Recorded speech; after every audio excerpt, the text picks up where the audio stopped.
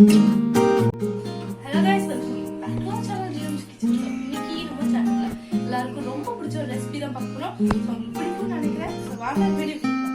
ஆனா நம்ம channel start பண்ணி நம்ம லைக் பண்ணுங்க, ஷேர் பண்ணுங்க, சப்ஸ்கிரைப் பண்ணிட்டு பக்கத்துல பெல் பட்டன் கொடுங்க. அப்பதான் ஃபியூச்சர்ல போற வீடியோஸ் உங்களுக்கு காட்டும். இப்போ வாங்க வீடியோ பார்க்கலாம்.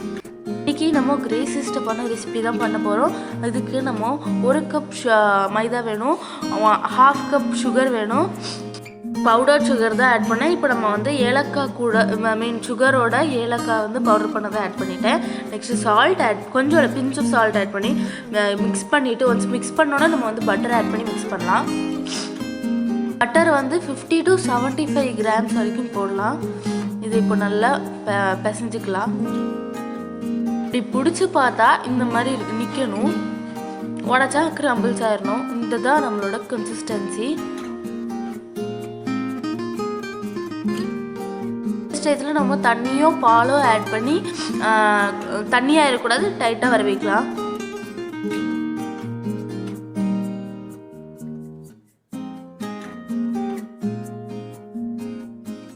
இந்த மாதிரி ஒரு பூரி மாவு மாதிரி பிசைஞ்சுக்கோங்க. இப்போ இது ஒரு சப்பாத்தி கட்டையை வச்சு நம்ம வந்து ஃப்ளாட்டன் பண்ணிக்கலாம்.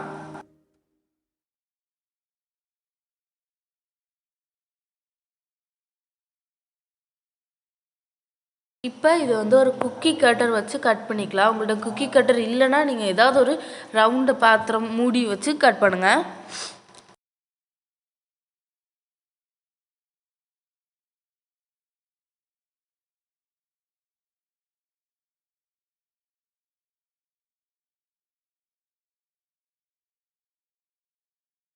இதை ஃப்ரை பண்ணிடலாம், இந்த பர்ஸ்ட் அவுட் ஆகாமல் இருக்கிறதுக்கு.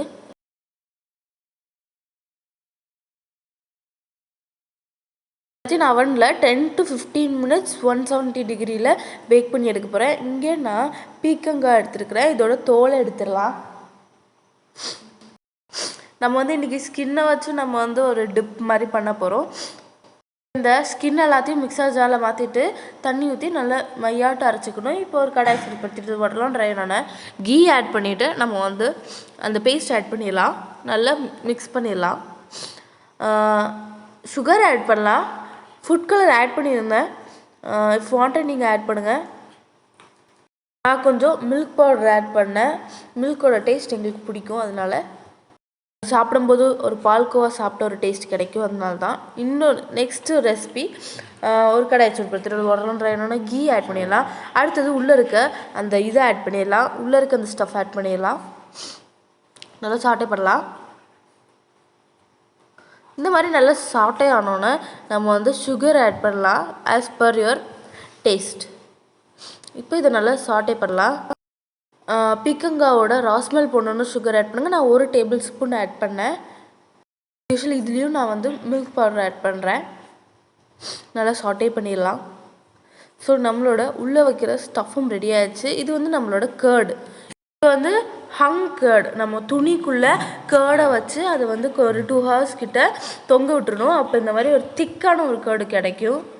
ஃப்ரிட்ஜுக்குள்ளே தான் வச்சுருந்தேன், மேலே வெயிட் வச்சுருந்தேன் தண்ணி வெளியே வரணுன்றதுக்காக.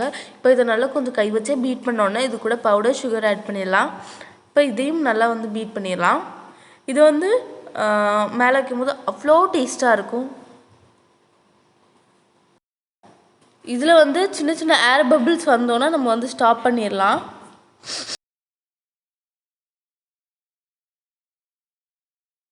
இதில் நீங்கள் பீக்கங்காவோட ஜூஸ் சேர்த்தாலும் ஒன்றும் பிரச்சனை இருக்காது.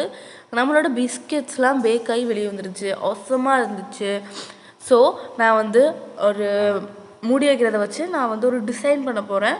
1 ஸ்பூன் அளவு நம்ம கேர்டு, இந்த ஹங் கேர்டு வந்து வச்சு ஒரு இது வச்சு ஸ்பூன் வச்சு இந்த மாதிரி டிசைன் போடுங்க. அவசரமாக ஒரு டிசைன் வரும்.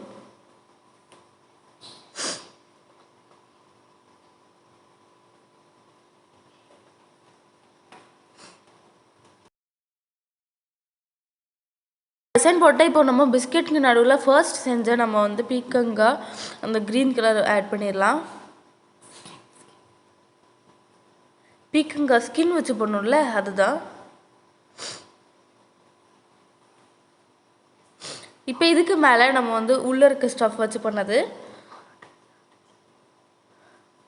இப்போ நம்ம இதுக்கு மேலே ஒரு ஃப்ளாட் பிரெட் வச்சிடலாம். இது அவ்வளோ டேஸ்ட்டாக இருந்தது, சூப்பராக இருந்து. சைட்லேயும் நான் கொஞ்சம் டிசைன் போட்டுக்கிறேன். நான் அந்த ஹங் கர்ட் வச்சு தான் பண்ணுறேன். இதை வந்து நம்ம வந்து டிப் பண்ணி சாப்பிட்டுக்கலாம் டேஸ்டாலும். இது நான் வந்து நார்மலான ஒரு டிசைன் தான் போட்டிருக்கேன். இப்படி தான் போடணும்னு இல்லை, உங்களுக்கு பிடிச்ச மாதிரி போடலாம். இது வந்து குக் வித் கோமாளியில் கிரேஸ் அக்கா பண்ணாங்க. 2 செஃப்க்கும் அவ்வளோ சூப்பராக பிடிச்சிருந்தது.